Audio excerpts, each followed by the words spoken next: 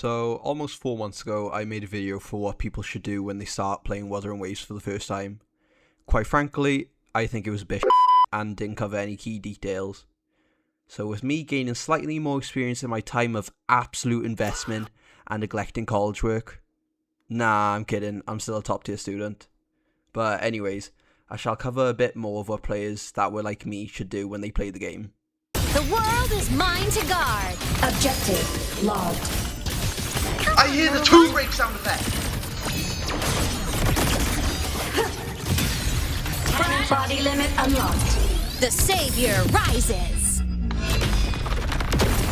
Assuming master control. Thank you. Oh my fucking god. Attack initiating criticality protocol.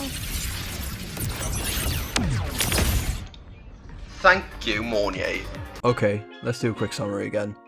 Resonators are the playable characters and you can have 3 of them in a team. They can have 1 of 6 attributes and 1 of 5 weapon classes. The main character and the starting Resonator, Rover, is a sword user and can switch between Aero, Spectre and Havoc. Most of the enemies are known as Tacit Discords and have 5 different classes. If a gold silhouette appears after defeating an enemy, absorb it to add to your Echo collection. Astrite is the premium currency to pull Resonators and weapons. 160 Astrite equals 1 Convene. Radiant Tides are used to pull featured Resonators. Fortune Tides are used to pull for signature weapons, and Lustrous Tides for standard items. Every 80 pulls you're guaranteed a 5-star Resonator, but you could lose a 50-50 and get one of the standard 5 stars. If you do lose a 50-50, your next 5 star is guaranteed to be the featured character. There isn't a 50-50 in weapon pulls though. Okay then, my first tip of the video will be what to pull for. Do not even bother with the standard character banner. Don't waste your Astrite or anything. The standard weapons are great pulls, but the only standard Resonator that could be somewhat beneficial to your account is Verena. If you like the looks of units in the game, that's up to you, but if you want to pull for meta, it's all about having a good roster of Resonators to have strong, yet varied and maybe even free to play friendly teams.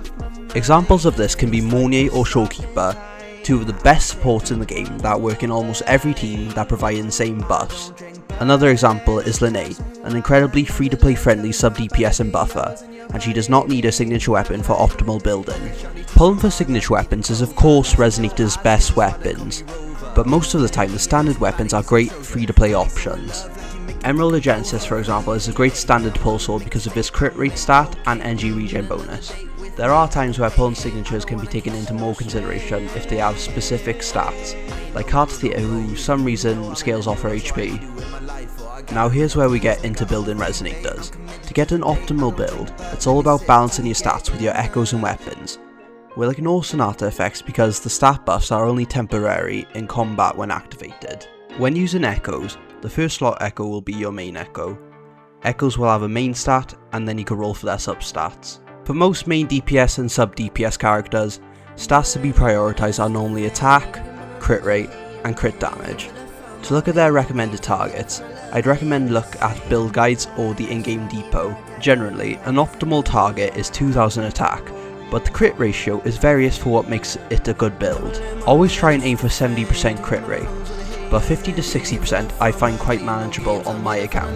With crit damage, I'd recommend getting between 240 to 260% for optimal damage. But honestly, if you have good crit rate, just having over 200% is fine to complete some post-game content because you're hitting your crits. Personally, that's why I find it harder to get crit rate since there's more of a recommended baseline for an optimal build. And on echo builds, the maximum percent you can get for crit rate is half of what you can get on crit damage. When building your Resonator, I'd always take into consideration of having a crit rate focused weapon or your 4-cost echo's main stat being crit rate to balance your crit ratio. Energy regen is also a stat to take into consideration, but once again requirements for Resonators are various. And Frolova is an absolute curveball because she doesn't even use energy to use her liberation. Now, when rolling for substats, which I hope you know how to do, roll a substat one at a time. Let's say I was rolling substats for Frolova. I'd roll once, and if I got something like Resonant Skill bonus, I'd keep going. But if I got HP on the next one, I'd be a bit unsure, but roll once more. Then in my 3rd or even 4th substat roll, if I got ER or defense, I'd give up on the Echo and roll a new one.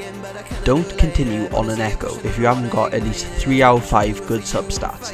Maybe even consider 2 out of 5, but only if you have stats like both crit damage and crit rate. And when you have an unwanted Echo, don't use it to upgrade your next Echo. Delete the Echo in your backpack to regain the materials and then roll the next Echo substats one by one again. This saves your resources in case your next Echo also has terrible substats. Now moving on from balance and stats, there are 5 skills you can upgrade for your Resonator. Their basic, their resonant skill, their forte, their liberation, and outro skill. Once again, it's very for Resonators because where they deal most damage, but it's good to level all these skills to at least level 6. Leveling skills past level 6 require materials you can only obtain weekly from Calamity class bosses, and get 3 of the boss materials per fight. However, for the upcoming Cyberpunk collab, they're actually implementing a system where it tells you what skills to prioritize and the materials you need to upgrade the character, so don't worry too much about that. Now you finally pulled your units and built them, but you go into combat and wonder why you ain't getting good damage. Well, it's because you need to learn about f***ing rotations. Not saying you have to have every bit precisely, but getting the basic rhythm and pattern of switching between characters and using their kit is how you can apply the buffs and deal max damage. Now, let's have a look at my lovely trio of Toon Rupture between Imith, Linné and Mornier. I know I said Toon Strain in the video, but this is a Toon Rupture team. Okay, so I'm about to show you pretty much how I rotate with this Imith Toon Strain team. Don't know if it's gonna be the great. Oh wait, that's not even. That's already failing.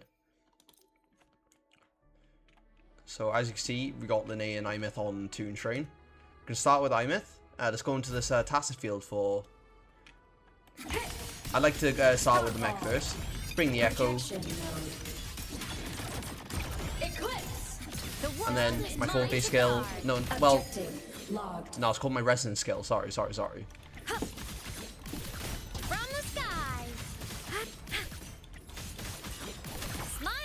I'm gonna wait for the outro skill.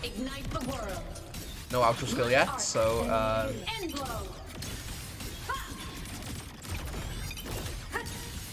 see, and then I use my skill, liberation. Hold down. 3 jumps, plunge, switch to Mornier. And then with that, I use my liberation.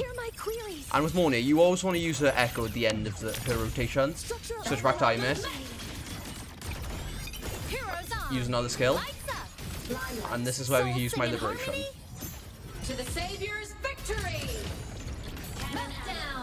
And you know, if that enemy had a bit more health, we would have used our second liberation, which would have been this. Cluster cannon ready. The savior rises. Yeah. Like if you don't have a really high HP enemy, there's really no point in using the second liberation. But yeah, that's basically how I do rotation with this team.